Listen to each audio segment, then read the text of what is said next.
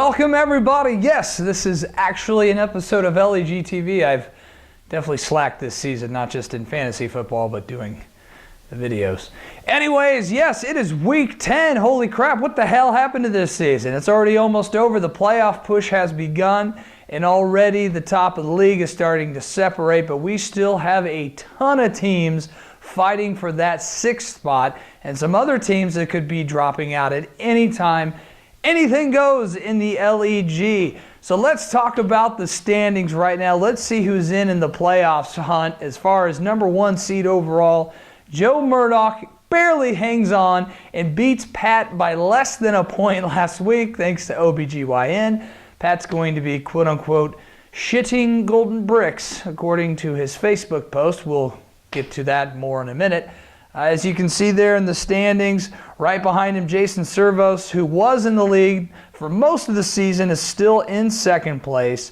But look who is in 3rd place, rookie Nick Shook.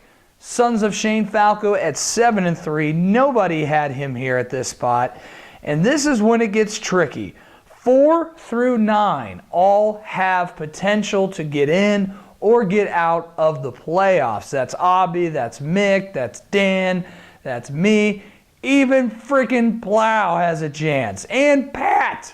What the hell's going on? I don't know, it's crazy. But first, before we get to that, let's find out what's been going around the NFL. In this segment, Around the NFL.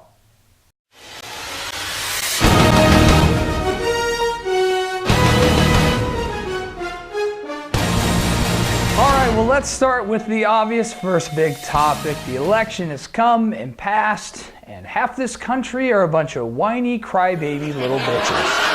And Donald Trump is our president. That didn't sit well with Mike Evans, who took a knee during the national anthem, quoting that he was not happy with the election because the kind of person Donald Trump is and how he treats women. Yes, let's leave it to an NFL player to teach us about how you treat women. Yes, remember that? All right, also big in the news, Tony Romo has come out and said Dak is our guy. He is the team leader.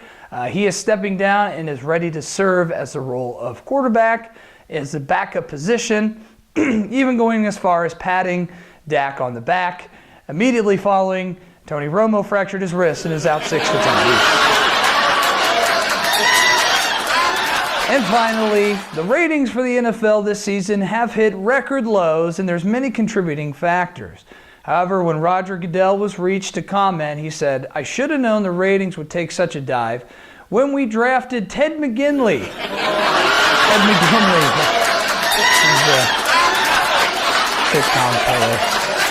Well, all right, I guess the monologue is just like the Cincinnati Bagel. Start strong and completely blow it at the end. All right, anyways, we got a lot to get to. We have an exclusive interview with one of the surprise Hoffa Bowl possible attendees, or winners, if you will, this season, Alan Nesson, an exclusive interview. But we got a lot to get to for the Week 11 preview. Let's do it. All right, let's go to the first pivotal matchup. 4-6 Party Like a Gronk Star taking on Dan Nickel, holding down that final 6th spot at 5-5. This is a must-win for Party Like a Gronk Star to beat Dan to jump into the playoff fold if other teams lose as well. Now, Ben Roethlisberger had an amazing game last week. He looks to continue and he looks healthy. Kelvin Benjamin going against the New Orleans Saints. He should have a gigantic game. And Jordy Nelson and Javaris Landry round out that 3-headed monster at wide receiver. Party Like a Gronk Star. However, 0 running backs. No running backs all year, thanks to injuries and all that and poor drafting. Also, Dan Nickel, though, don't slouch on Dan Nickel, has a very good shot and probably is going to win this game. Eli Manning looks to have a good game against those bad defensive Chicago Bears. Antonio Brown and LaShawn McCoy. I really think Cooks is going to be the factor here in New Orleans. It looks like it should be a shootout. And this is the game that finally puts the nail in my playoff coffin and bumps me down to possible Hoffa contention, something I'm not accustomed to. So I look for Dan to win this one, a low-scoring ho-hum matchup. 161 to 149, something like that. All right, moving on. Another pivotal matchup. Dave Plow, yes, that Plow is awful, Dave Plow, has a shot to make the playoffs mathematically, given a lot of factors happen. He's taking on Mick Barton, holding down a 6-4 record who has been falling as of late, and he's going to need his big three-headed monster to step up this week. So let's go ahead and take a look at Mick's team. Already Mick has the advantage there at the receiver position, as you can see. Mick really is depending heavily on people like AJ Green, Michael Crabtree, and T.Y. Hilton to perform this week. If all three of those players perform, even though he's projected to lose, I feel like Mick's going to get monster numbers from those people, and Jameis Winston coming off a good game as well. Now Plow, don't slouch on Plow. Russell Wilson against the Philadelphia Eagles. Cooper against the Texans. I mean, they're not that great. Le'Veon Bell.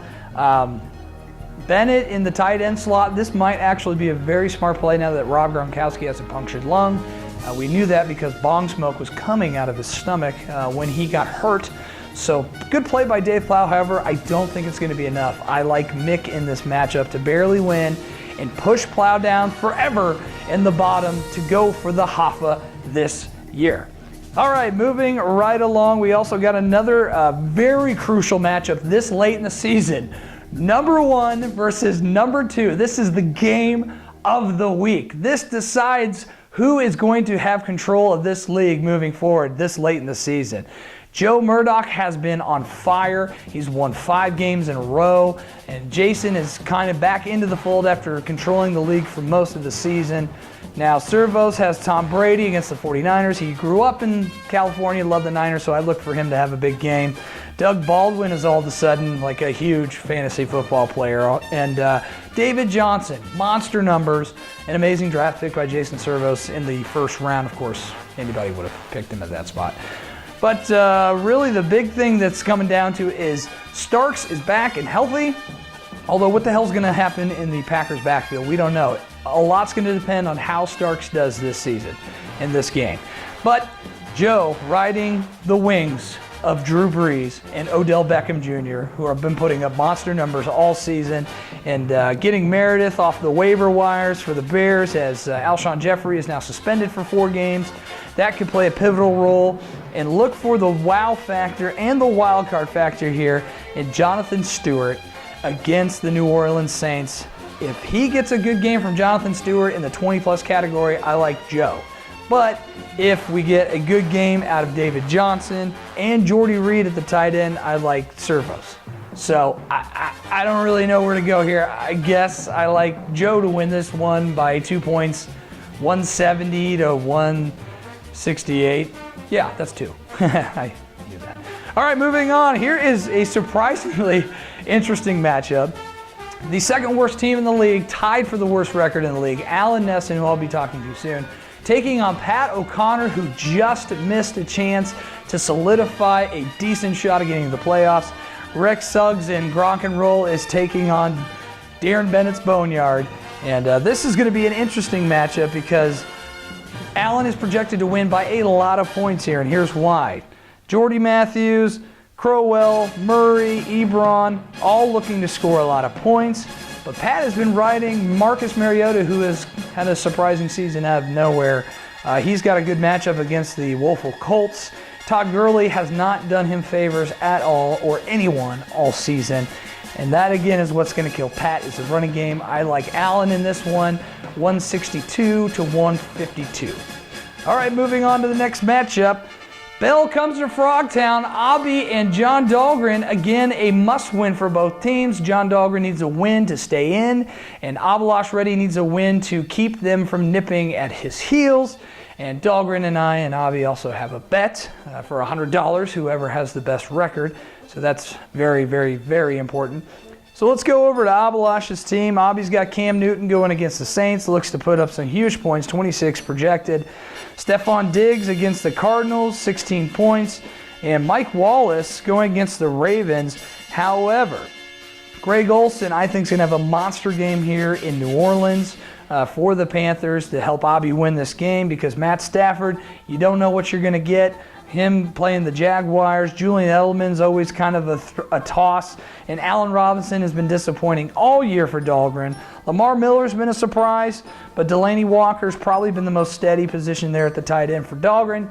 I like Abby in this matchup, 172 to 153. And the final matchup, this surprising 7-3 Sons of Shane Falco taking on the worst team in the league, Eric DeVault. So congratulations, Nick, you have a bye week. And let's just look at the teams for the hell of it. Aaron Rodgers looking to rebound. They're always losing, so he throws the ball a lot. Mike Evans, he can get on both knees and blow me. Tavon Austin there in LA is kind of a risky play. Ezekiel Elliott is the thing that's been carrying Sons of Shane Falco through this whole season. What an amazing story from the rookie out there in Dallas. And LeGarrette Blount looks to run all over the awful 49ers defense. Eric DeVault, Phillip Rivers, bye. Jay Ajayi is a bright spot, I guess. I mean, that was a good pickup. Terrell Pryor, meh, hit or miss. And the TJ Yeldon, no. And Kyle Rudolph, meh. Sorry, this isn't even going to be close. I like Nick in this one, 182 to 135. Okay, so there is the roundup for Week 11. We are inching near the playoffs. And there's another set of playoffs that you're all aware that exists. This, of course, is the Hoffa Bowl playoffs. The 4 teams who do not have a bye in the consolation bracket automatically qualify for the Hoffa Bowl. The losers of the first round games will face each other in the Hoffa Bowl, and the loser of that gets to take home this awful, awful, awful picture and have to hoist this on their mantle and display what a complete loser and failure they are, thus represented here in this photo. So one of those combatants that have a really legitimate shot at winning it this year is Alan Nesson. I went to Alan's house and I caught up with him, and here's what he had to say. Okay, we are here live at Alan's house, and there's a ruckus of some sort going on. I'm just gonna open up the door here. Oh no, I gave you a good one. Oh, I gave you a big one. Wow. Give you a big A bunch of nerds playing Magic the Gathering or something. Hey, Alan, how are you doing, buddy? I just had a couple questions for you, man. This season really went south. What happened? My first round pick was DeAndre Hopkins because, you know, when we do a draft, I get the pick of whoever Anu crashed into because they get the picks before me. So I picked DeAndre Hopkins, I think 8. I'm going to choose both of you. That's not working well. Let's see. My second round pick was Keenan Allen. He lasted a quarter. Nick, will you shut up? I'm fucking playing a game here. Keenan Allen lasted a quarter and a half into my season. My third round pick was Eddie Lacy. If we do. He's Nothing. He's at a Old Country buffet where I should be at the moment. If we do. Let's see. Are you sure that's wise? I waited on quarterbacks, and I thought, hey, Odell Beckham's going like top 3. He's going to have a ton of touchdowns. Only Eli can throw them to him. So Eli Manning was my quarterback, and now I'm actually streaming Joe Flacco and Tyrod Taylor. Yeah, but dude, I'm done.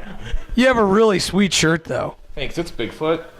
I've worn it for 3 weeks without washing it, so I also smell like Bigfoot. Yeah, I noticed that immediately when I walked in the house. Hey, what game are you guys playing? This is a DC deck building game. It's a favorite of Mick's. Sam usually wins, however, I believe I'll be winning tonight. And how much pussy is slayed after this game?